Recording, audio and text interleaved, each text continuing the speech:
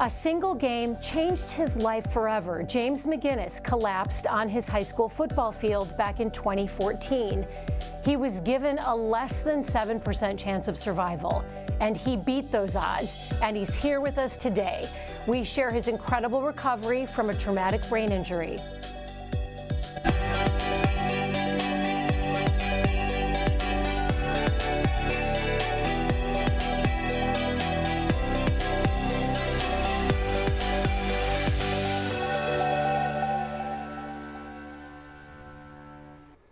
Good morning, I'm Alexis Del Cid. Welcome to All Things Brain Health. James McGinnis was a senior at Olathe East when he collapsed on the football field.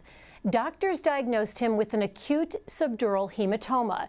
It's a type of bleeding near your brain that can happen after a head injury. When he woke up, he had to relearn everything. We're talking about eating, walking, and talking using his hands. Now, not only is he recovering, but he's using the very hands he had to relearn to use to create incredible beauty. And we are so pleased to welcome James to our program today. James, thank you for being here. And your dad, Patrick. Patrick, thank you for being here. And we also have Dr. Brad Steinle. Dr. Steinle is a physical medicine and rehabilitation specialist here at the health system.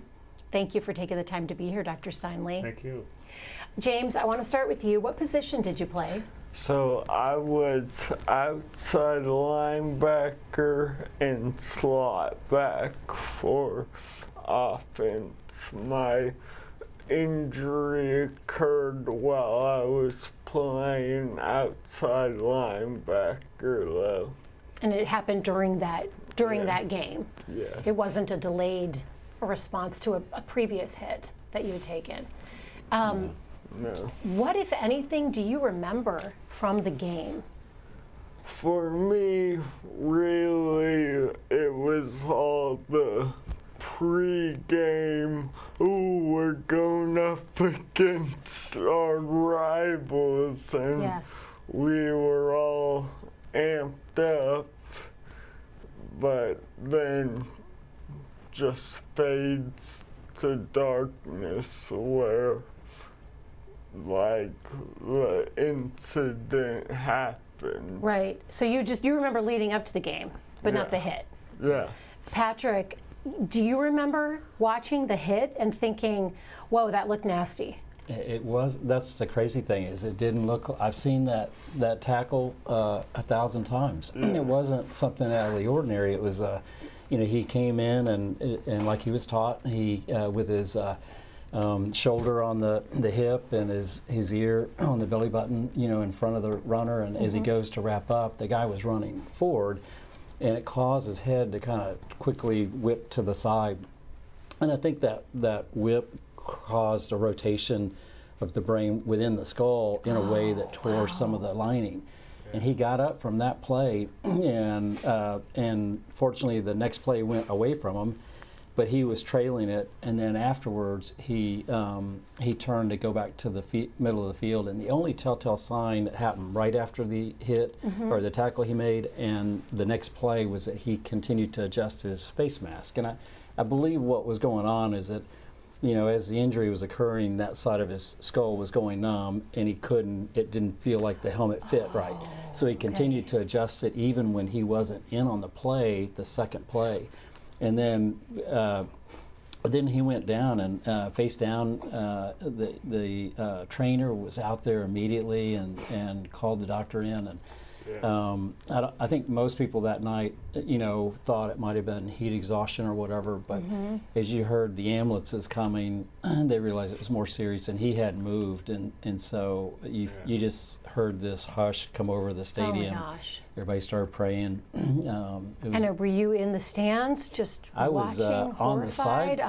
Yeah, I was on the sideline taking pictures. I was probably 10 yards away from him, and so and I heard it. I didn't see him fall because I was looking at pictures from the previous play, and this was in between plays. And then I heard one of the players say, "That's James. It's down." Oh and so when I heard that, I ran out there on the field, just to check, and he wasn't moving at all. And Dr. Steinle, what we heard Patrick say, you're thinking that James might have felt some sort of numbing on the side of his head. You don't remember it. What happened? Does that sound like something that would happen, that part of the skull would start to go numb before someone collapses? Well, it certainly could be. I mean, what James sustained was a severe, catastrophic traumatic brain injury, and had pretty immediate bleeding between the inside of the skull and compressing the brain because the blood has no place to go. And so that is slowly happening between plays, right, before you collapse. What's the next thing you remember? So you remember the lead up to the game. It's kind of lights out. What's the next thing you remember after the injury? Ooh. Honestly, for me, I can say. What are you That holding was up last there? week. Hold on, let's James, hold it to that camera so Anthony and Maggie can get a good shot of what you're holding up. So, last week I did the Gobbler Grind Marathon. Okay, all right, the marathon. No, You remember things before that. yes. You remember something between the past 10 years. You were training for a marathon, which we're going to get to that in a minute. That's incredible that you just completed a marathon. Yeah. We're going to get to that in a minute. Dr. Steinle, as far as explaining to non-medical viewers like me and my mom watching and other people watching, how do you explain what a hematoma is?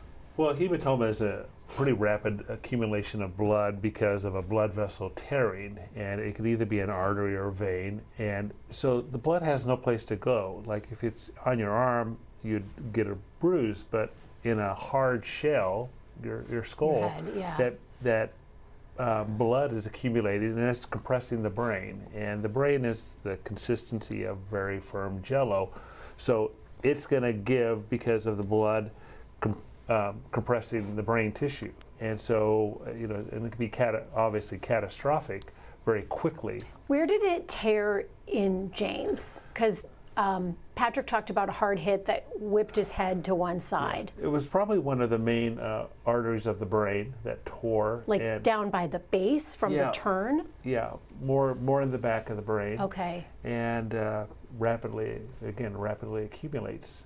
Wow. And even though it seems like there was a time span, really is only 30 seconds probably between plays and before James got up from a play and then got down and then collapsed. Wow. Patrick, doctors told you your son, James, we're talking about you like you're not here, but doctors said your boy had a less than 7% chance of survival. Yeah. One, how do you even process that? And at what point were you told that? Well, I didn't ask the odds. I knew it was serious because we'd studied there's two other young men that collapsed on the football field here in Kansas City that didn't live to tell their story. But so I didn't, all I knew is he was still breathing.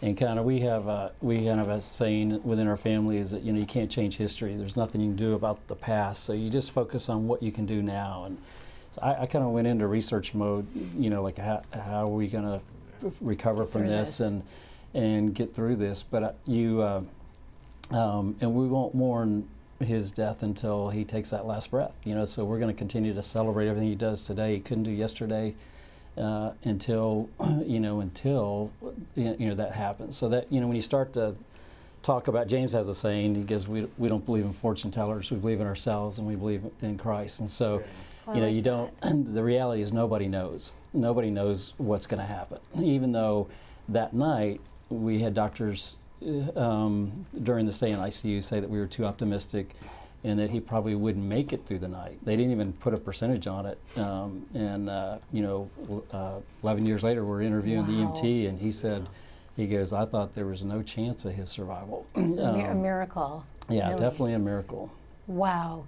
Dr. Steinle, James was in a coma for 5 days.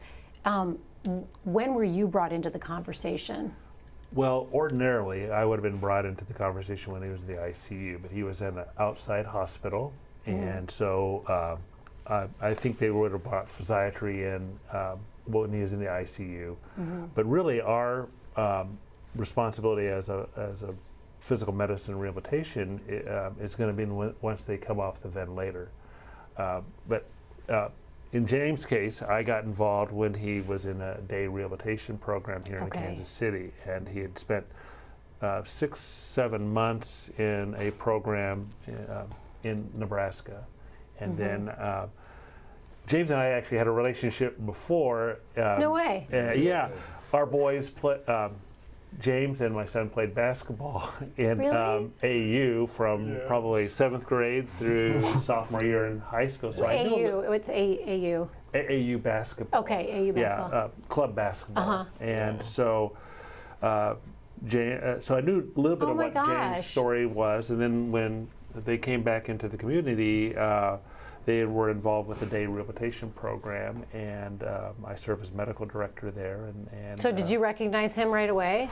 When you saw him. You're like, James? Dr. Steinley? We always knew him as Brad. And so Did you call him Brad? Brad? Oh, that's interesting. You can still call me Brad.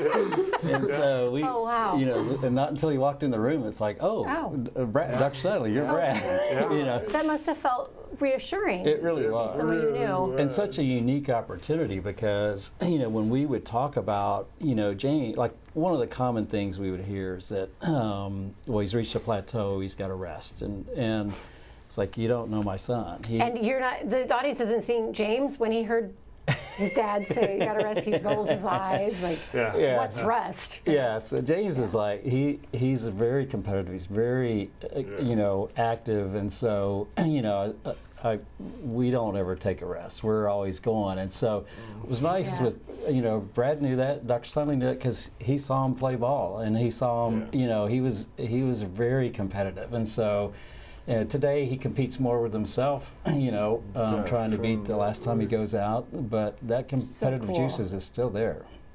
That is so cool, and again, we're going to show some video of James running. It's really cool. We did speak with Dr. Alexandra Eriks. She's a physical medicine and rehabilitation doctor who specializes in brain injuries. We asked her to talk about the emotional challenges that can be associated with a traumatic brain injury, and here's what she had to say. One of the initial challenges for a person or a family member that has a loved one with a traumatic brain injury is that early on there's a lot of uncertainty about recovery. There's a lot of uncertainty about our ability to look forward and see what life might look like for someone after they've had an injury to the brain. And I think along with that uncertainty comes a lot of emotional change, in addition to anything in their life role that has changed, you know, a large flux in life roles that was unexpected. And then even just related to the injury to the brain itself, it can cause some changes and other conditions that can make it hard to cope. Patrick, you've been very clear. You don't talk in what ifs. No. You don't do what ifs. You made a point to keep very positive.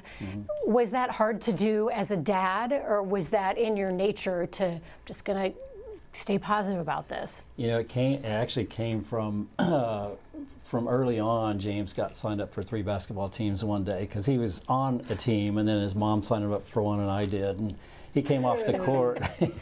How old was James at that point? He was probably 7th or 8th grade, but he was like, so he came off the court crying because they had lost a game, and I was like, James, I go, let me tell you about basketball, about life. I go, once that buzzer sounds, there's nothing you can do to change the score.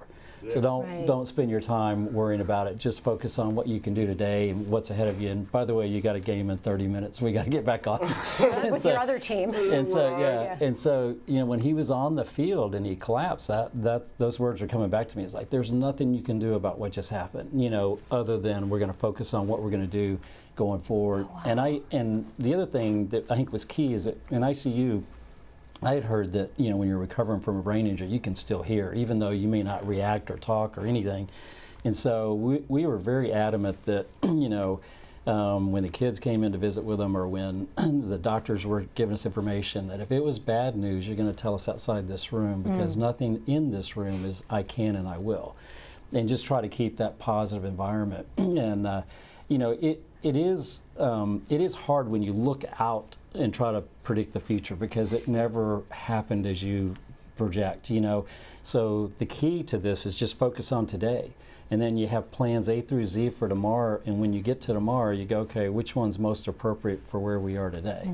And you adjust that way. And that's, but I will say this, and James has this mindset of what I call radical acceptance. So one day he asked me, he goes, if you had a wish, Dad, what would it be? And I was like, well, that's easy. I'd wish for your health. And he goes, but Dad, if I had my health, I wouldn't be able to reach all the people I'm able to reach. So like he has not only owned it, like he's embraced it, is like we refer to him as James 2.0, the new and improved version. Wow, that makes me want to cry. How were you always like that, James? Did this did this mindset happen because of your injury, or were you always feeling like this inside? For me, basically,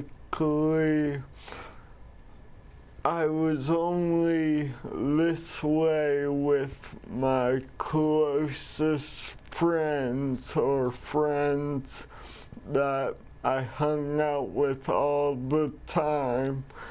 But now, everyone is my friend, so if I see you, I'm gonna share my I love you sign with you.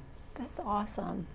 And talk about radical acceptance. You now are, if parlayed this into public speaking as well. And again, get to that in a minute. One more, doing a lot of teasing ahead. I do want to ask Dr. Steinle.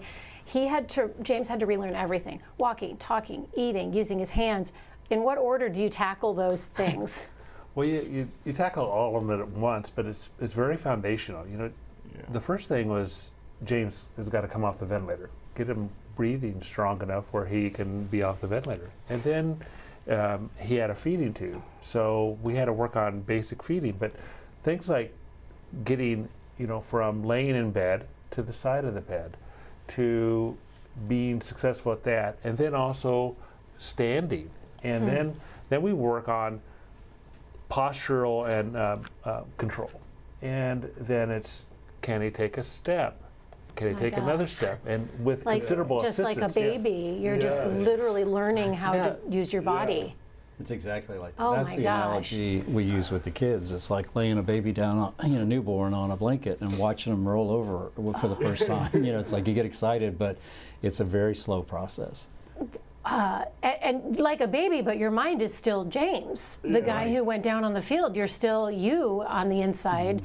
What was the hardest part physically to learn, and then also how frustrating was that emotionally to not be able to do all these things you'd been doing your whole life? I'd say physically, and it still is today, probably just my ability to speak more fluently. It's tough. And does it feel like a struggle to think of the word, or is it just forming the words and making your mouth say them? More so forming, because I'll have quick comebacks with friends and all. But it's in slow motion. Right. Oh, that's so frustrating. So you can't give a good zinger right in the moment? I know. Yeah. So,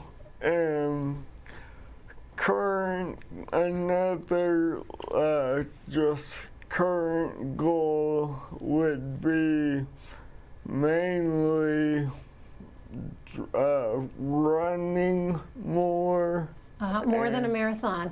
You want to run more than a marathon. I may participate in the triathlon. Holy cow. I might.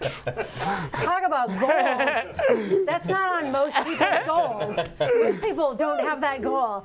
We want to go back to Dr. Eriks, who we heard from ahead of this program, on the brain's ability to heal. It's remarkable. Take a listen. One of the remarkable things about the brain is that the brain can, heal and recover. Even an uninjured brain, every day we ask our brain to learn new things and to evolve with us.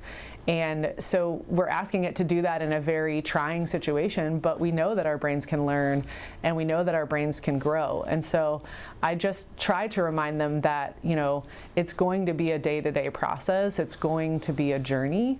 There's going to be time periods where you feel like recovery is happening quickly, and there's going to be other time periods where you feel like it's plateauing. But I really try to stress, you know, that concept of what we call neuroplasticity, which is just this endless capability for the brain to continue to change and grow. So my take home is always a bit of a stick with it take home. You know, it might be slow, it might be hard, but there's value in sticking with your recovery and your recovery plan. James, these videos of you going through rehab are so cool. When did you decide to grow your hair long? You have great hair. You have great curls. Thanks. So, I did it mainly after I heard my friend got diagnosed with cancer, and I was like, oh, I'll donate my hair to you.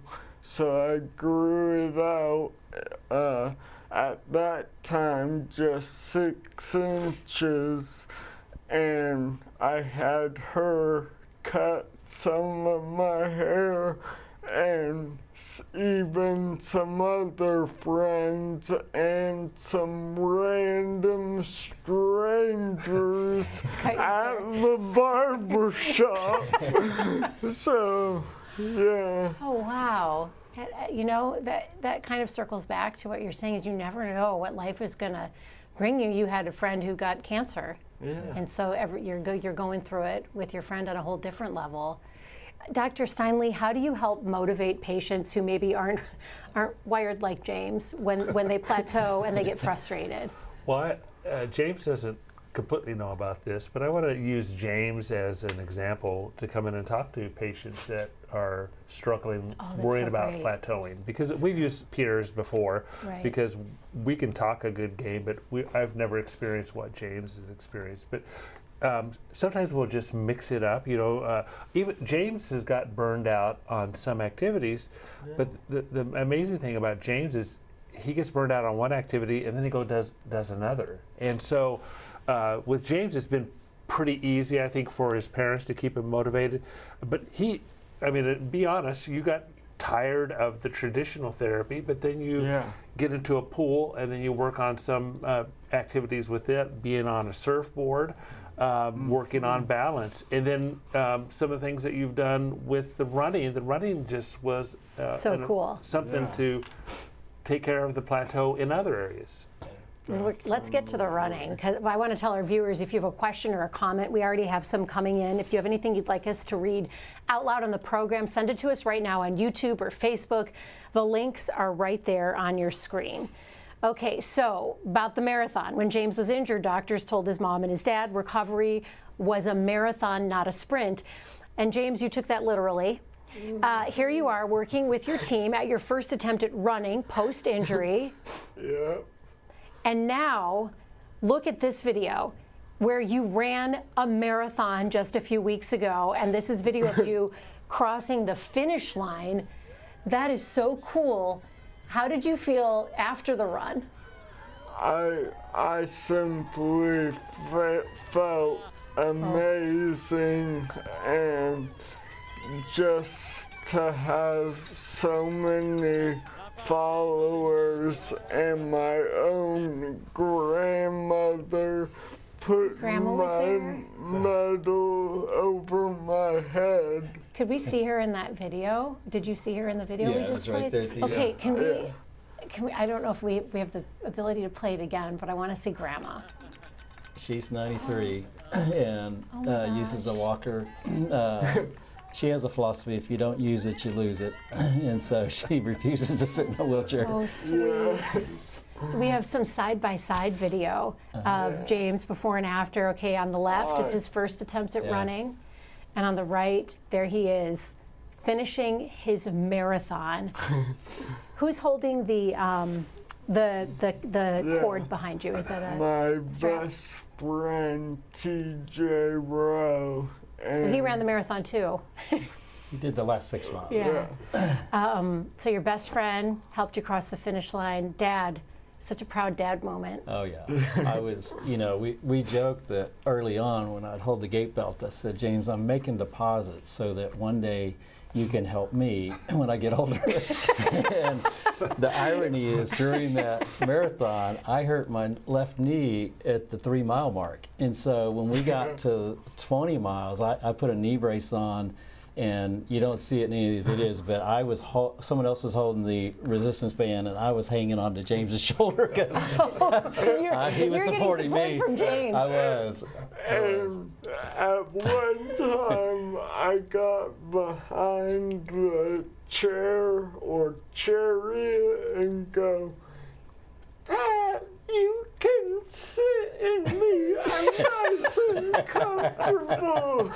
I knew if I sat in that chariot, I'd never hear the end of it, so I was about to sit in it. Talk about motivated. James, you also do CrossFit. We have video of you doing CrossFit. You are so determined to get back to your full abilities.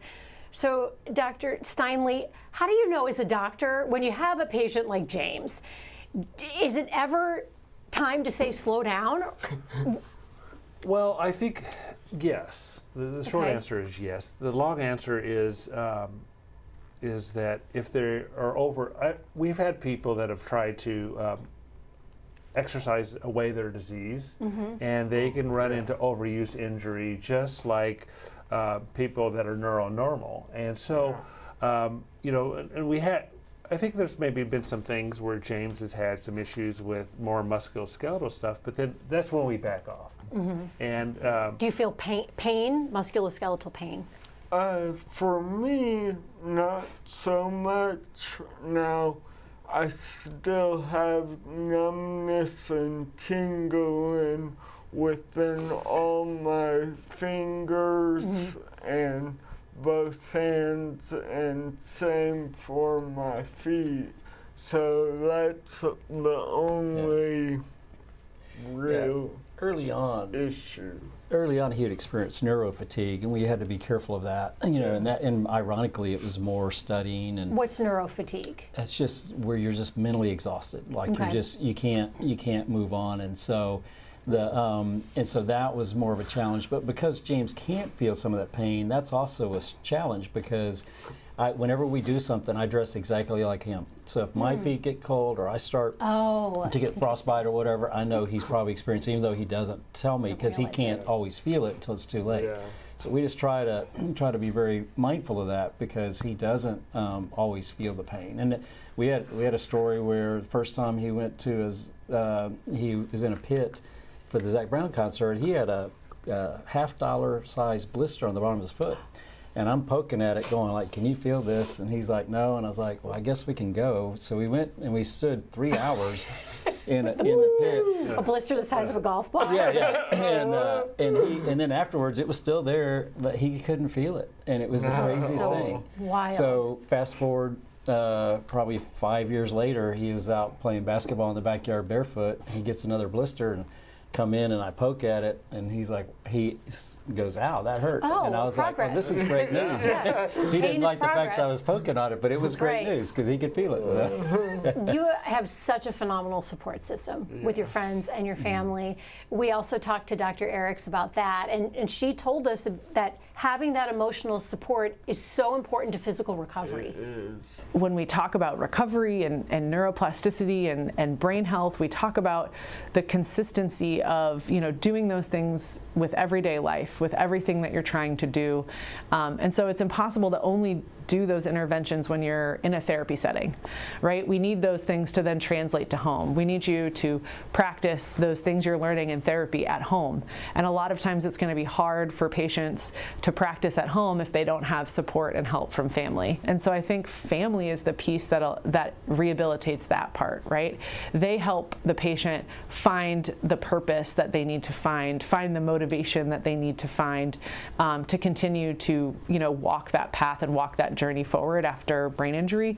We can be great cheerleaders and great support team in the medical field, but I always find that it's those families that have helped those patients find that new purpose or re-find an old purpose that helps them really be motivated to continue on their journey of recovery.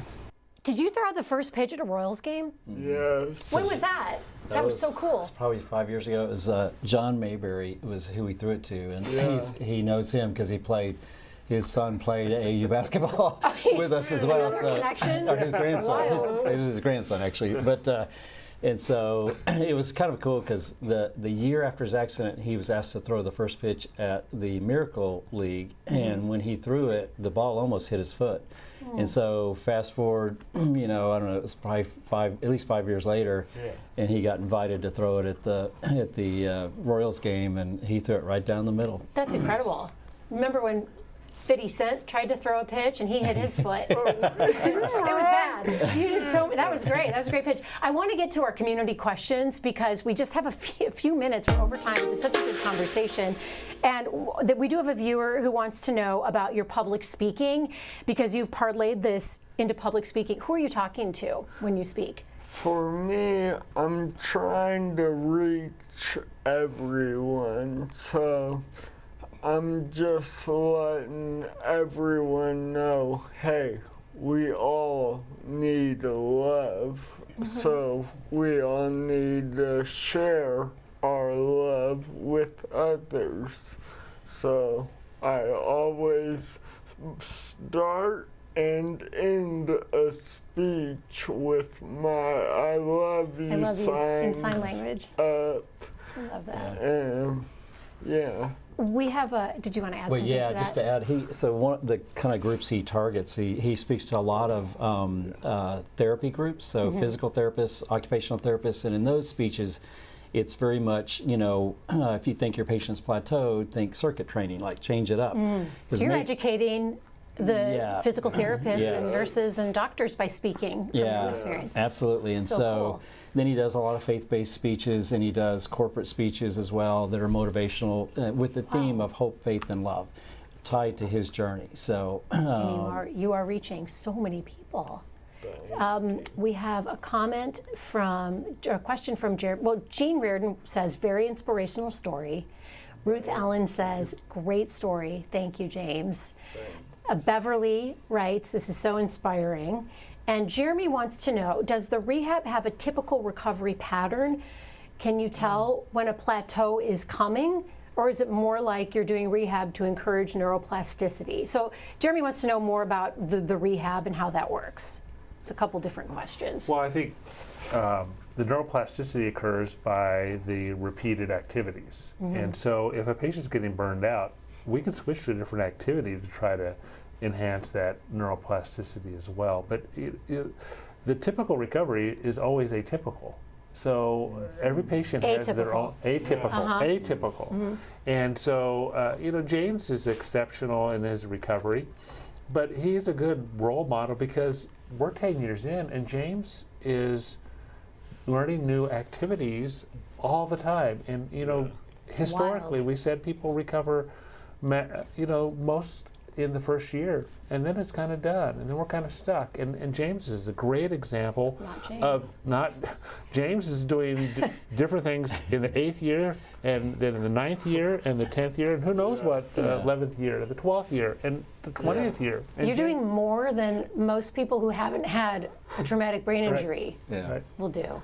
That's wild. When we were in ICU, we were given a book that said, forget the person you know, they'll be angry, bitter, depressed, and the recovery be in the first 8 months. And I threw that book away, by the way. I was like, but you go in and I think he gets bored sometimes of stuff, so you've changed the activity up, but he's always looking for new challenges and adventures to push himself forward. And then once he has a goal set, like he is locked in until he reaches it, and then there's a new goal, and goes from there.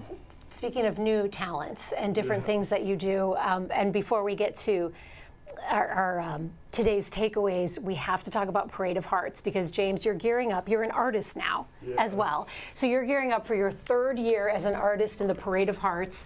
This year's design that you're creating is a surprise. These are some of your past designs. And so for people watching, for a little background here, the Parade of Hearts is so cool. It's a 3-month event featuring 154 giant hearts that you see all over the community, decorated by local artists and groups. These hearts are chosen by a panel out of 700 submissions, and you're one of the artists.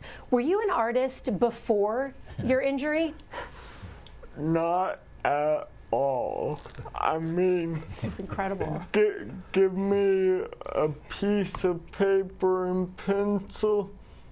All I would do is a stick figure and say, it's beautiful. That was it right then. Yeah, there was he was watching a local artist do a life painting, John Bucati, and John took a liking to James and sent him a supply of paint, and actually spent a day just kind of working with different things, because James has ataxia in the right hand. Like, how can you paint, with the the challenge of ataxia? And so he kind of worked it out, and from then on, James just started painting. And so he paints. He was right-handed, now he paints left-handed. Oh, wow. So he just switched hands. So, quick, ataxia is when, what is ataxia? How would you explain it to someone? Like me trying to grab the water, you see how my right hand is shaking? Yeah. I remember when you shook my hand, you used your other hand to stabilize it when you came in for the shake. So now left hand is no problem. So now you're left-handed. Yes. So interesting. Well, this is such a delightful conversation out of something that was so horrible that happened to you. Yeah. You're absolutely delightful to speak with, and you're so positive. Yeah. This is just such a moving conversation. For today's takeaways, Patrick, I want to start with you. What do you want our viewers to know about traumatic brain injuries? If you ever find yourself in that position, just take one day at a time. If you look way out, it's overwhelming. But if you just focus on what you can do today, try to do something new that you couldn't do yesterday, with time, you'll begin to achieve your goals. And it's not a matter of if you'll achieve it, it's just a matter of when. And so, James is achieving things 11 years later that, even a year ago, I'm not certain we thought was possible. Wow. And so just never give up and keep fighting forward if you find yourself in that situation. And the only other thing I'd say is no two brain injuries are alike. So get yourself a network of people that have been through this and share ideas, because what works for you, one person today might not work for you today, but it might later. And so just sharing those ideas kind of gives you ideas to try new things, and if something was working, keep doing it. If it's not, shelve it, come back to it later. James, what do you want people watching to take away from this conversation the most? Yeah, for myself, I just want this world to know you are loved, no matter what your disability or ability is. I love you, and there's nothing you can do about it. I love that. That's a great threat. I love it. Threatens celebrity. Dr. Steinle, what do you want people watching to know? Well, I think as a clinician, especially, being humble and understanding that we don't know everything. I've practiced medicine for 25 years, and while we know a lot more about brain and neuroplasticity, there's a lot of things that we don't know. And providing hope for patients and family, I think, is important, because if things are not going to go well, they're not going to go well. But I think we do a disservice sometimes when we're so pessimistic, and we can get colored by that, by things that have not gone well. But providing hope for patients is probably the most important thing that we can do. Dr. Steinle, thank you. Patrick, thank you. And James, thank you so much for coming on this program. So great to meet you. And to our viewers, thank you for joining the conversation. We'll see you right back here tomorrow morning on Open Mics with Dr. Stites. Dr. Stites, you've heard the keto diet is good for weight loss, but what if its real power lies in your brain? The science behind the keto diet that might surprise you tomorrow at 8 a.m.